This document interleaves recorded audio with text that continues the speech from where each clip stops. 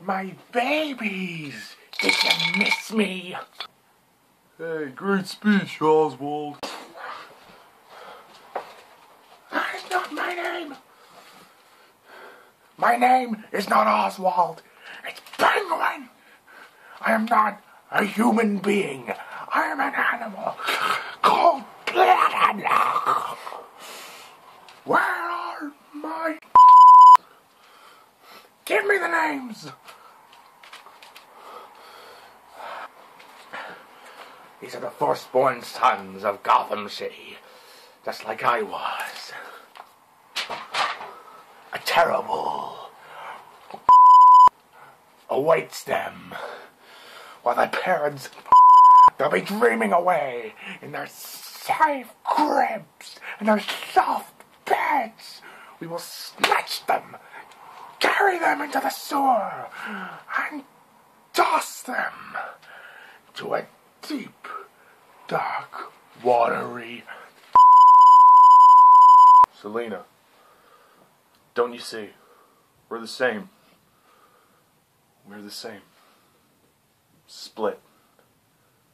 Right down to the center.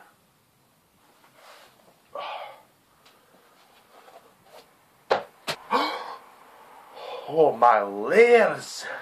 Bruce, I would love to live with you in your castle. I would love to in your castle, just like a fairy tale.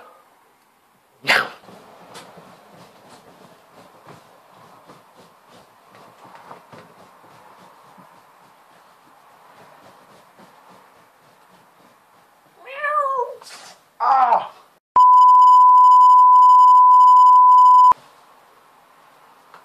I just couldn't live with myself. So don't pretend that this is a happy ending. Selena. Well, Selena Kyle. You're fired. And Bruce, why are you dressed like an onion? You have so many layers.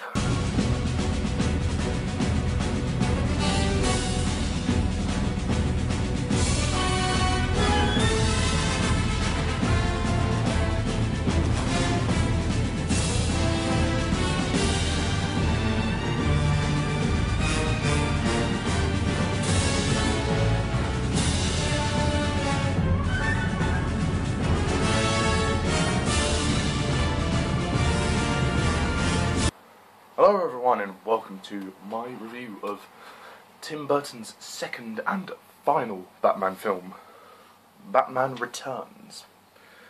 Yeah. And also the second and final Batman film to star Michael Keaton in the role.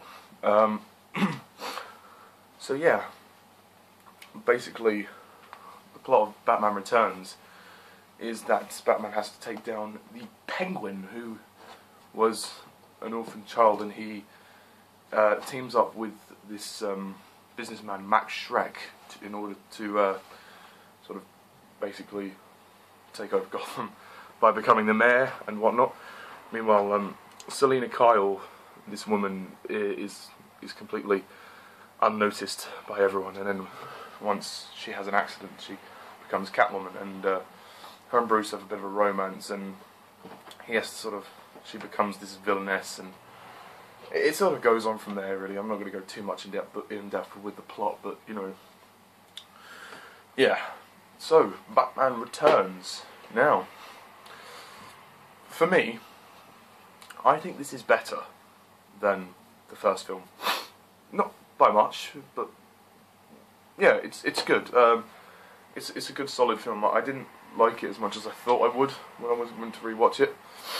I don't think it's like the best Batman film ever, but it's definitely a good one. It has a lot to like in it. I think Tim Burton definitely cranks up the darkness and the tone. I mean, despite the fact that it's set at Christmas, there's a lot of darkness to the film, which I think really works, especially with the character of the Penguin. And I mean, wow, Danny DeVito is the Penguin. Absolutely masterful performance. I don't believe it's exactly like the portrayal in the comic books, but that doesn't really matter because it looks so good here, and you know, he looks brilliant in the role. He has some great lines, and he doesn't really have many scenes with Keaton though. Not as many as I remember anyway, but he's very good. Danny DeVito is very good, and you know, almost he could have won an Oscar for that performance. If he did, then well done for him. If he didn't, then he should have done. Yeah, you know, when he's like, "Oh, we'll snatch them, take them into the sewer," you know, he's really, you know, he wants to find his parents. He wants to find out where he came from, and I like that side. It gives it a more personal touch, you know. Show that this sort of creature thing, this man who's so decrepit, I think that's the best word to describe it, that he still has a heart, you know, he still has a bit of humanity inside him. He wants to go and find his parents, so that's good. Also, Michelle Pfeiffer as Catwoman, she's absolutely fantastic. I mean, wow, she really nailed the part. She was the perfect choice. She is really good. I mean, you know, she's sexy as well, which helps with the character. She uses her sexuality to her advantage. Some people say she's a bit slutty. I mean, if she is, I think that's really the intention of the character. I don't think that. I mean, it's just Michelle Pfeiffer's interpretation. I think partly the script also as well. You know, and when she's like, meow, I like that. She has great chemistry with Keaton as well, and you know, they have a bit of a fling and whatnot, and then at the end, you know, there's a big reveal who they are, and he's like, you know, we're the same, we're split personalities. Michael Keaton is Batman. I'm not going to lie, I don't think he's great. I don't hate him, but I think he's all right as Batman. He's a bit better than he is in the first one. Actually, no, he's just kind of the same, really. He's not bad as Batman, but as Bruce Wayne, just he's pretty terrible, to be honest. I know he's just kind of like depressing. He's the same kind of blank face, and he just kind of mumbles his lines, and you know, he speaks really quietly for some reason. I understand for Batman, obviously, you know, he wants to get the sort of the coldness of that character, but he's not my favourite Batman. I don't think he's good, you know, he's okay, but for me, he's not the best. And it was sad to see him go out on this one, because maybe if he did do a third one, then he might have. If he did do the third one, then he might have actually amounted to something. But for me, he was just an all-right Batman. He was all-right. I think the look of this film is, you can tell it's a lot darker than the first one. I think that works in its favour. Also, Michael Gough as Alfred, he's very good. All the cast are good. There's nobody that's really genuinely terrible. I don't think Michael Keaton's that brilliant, but he's decent enough. Yeah, Michael Gough as Alfred, he's always nice to see throughout the 4 films. Tim Burton's direction, I think, improves as well. He really he's a bit more. There's much more of a confident vibe I got with this film. I thought that the first film, they were just kind of stepping into the comic book world, and they weren't really sure which way to go. They were just kind of, you know, hoping that it would work. I mean, in terms of, you know, the first one, I think it did its job. It was a solid entry, and you know, it was fine. But this one kind of expands upon the formula. I mean, in Tim Burton's usual dark gothic world, and this film is really the film where I think actually this is where Burton really hit his stride, because Burton really is the master of dark gothic films, and you know, if this film wasn't directed by Tim Burton, I don't think it would have done very well. I mean, you know, it's just a shame that people complained that, you know, this film was too dark, and so Burton was basically booted out of the project, out of the franchise, because people thought Batman Returns was far too dark, which I disagree with. I think Batman, the whole point of Batman is that he is a dark character, he is a conflicted character, and the source material is dark, so it's not for kids. It's like, you know, and then, you know, come the next film, they completely changed the tone, but I'll talk about that in the next review. God. There are parts of the movie where are a little bit weak. I think it is a bit slow, certain scenes. a tad bit slow. It goes on a bit, I think. I don't think there's enough action. I mean, I'm not one of these action adrenaline junkie people. You know, I like good drama and good characters, which there was that. But I thought, pacing wise, some scenes were kind of unnecessary, and it would have been better to have a little bit more action. But the action that was there was really good. It was pretty exciting. Yeah. So I mean, overall, there's not really much else to say. I enjoy Batman Returns. The music, again, by Danny Elfman is very good, and this time it's a bit more eerie, I think, because of the Penguin. And the opening of the film is very good as well, to actually see where the Penguin came from. And he was sort of just dumped down in the sewer. So he'd been living down underground for a long time. Also, Christopher Walken is in this film as Max Schreck, and yeah, he's great. I like him. I mean, he ultimately doesn't do all that much until he's sort of like, he's kind of like a double agent. He's kind of like, he turns into a villain. He teams up with the Penguin and whatnot. But no, I really like his involvement in the story, and his son wasn't really necessary though. They could have taken him out. A bit too many characters. Commissioner Gordon, again, he does nothing. So ultimately, he's crap.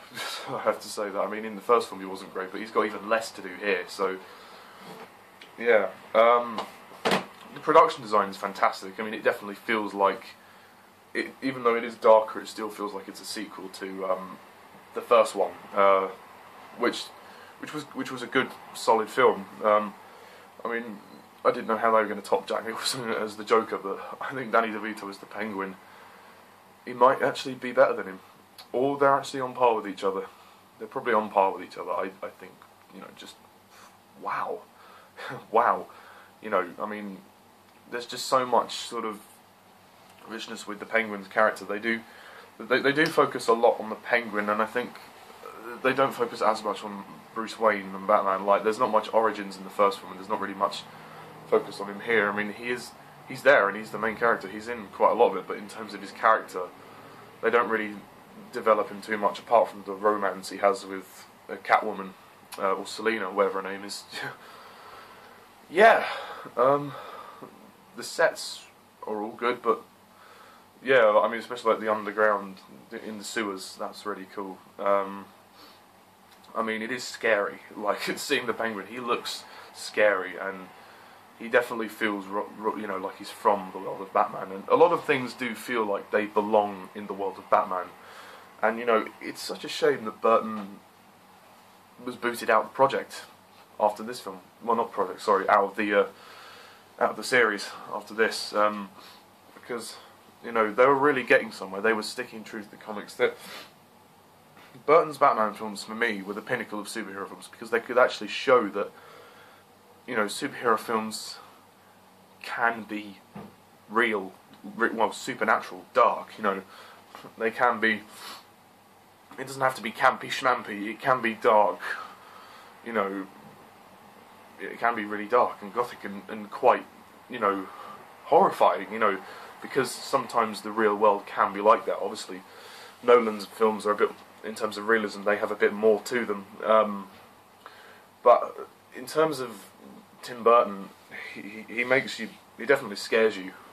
His films can scare you, and this definitely has some scary moments. Like, also one of my favourite scenes in this film is towards the beginning when Selina's pushed out the window by Max, and then the cats all come around her, and then she basically transforms into Catwoman. It's quite scary, like how the camera's just turning around on her and she's lying there, and the effect that they do with her eyes is really freaky.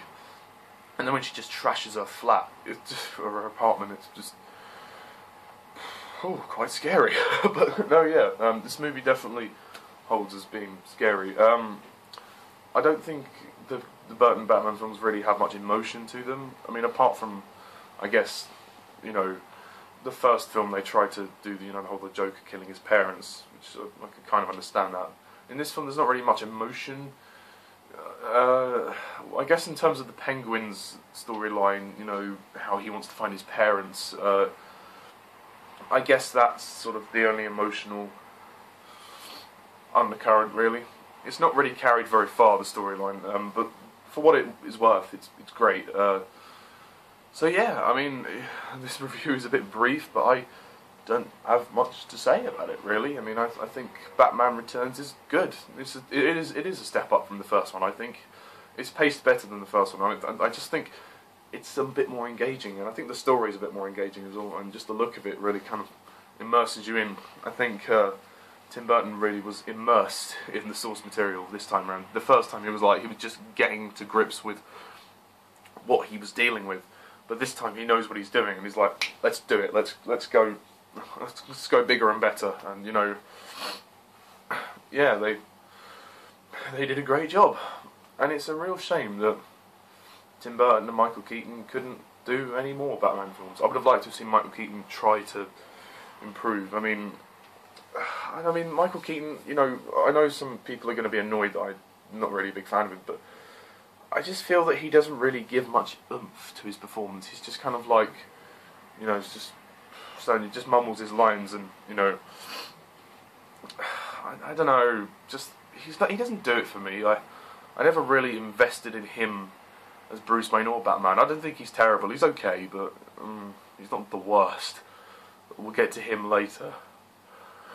But anyway, as for Batman Returns, I don't think it's perfect. It has some flaws, but I'm going to rate this film probably an 8 out of 10.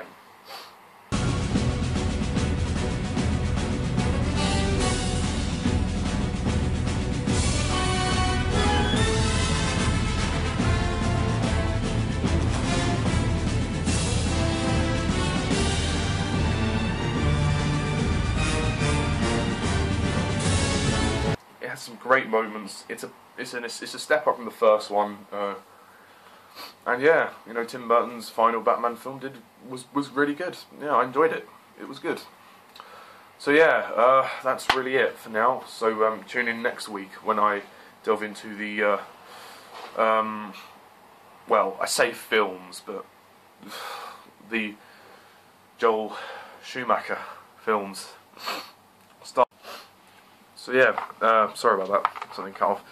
But yeah, no, next week I'll be delving into the first of 2 Joel Schumacher shitfests. I mean, films. Sorry, films. So yeah, next week is the review of Batman Forever. Yay. So yeah, that's really it. So thank you all for watching. As always, I'm Mr. Times 11. See ya.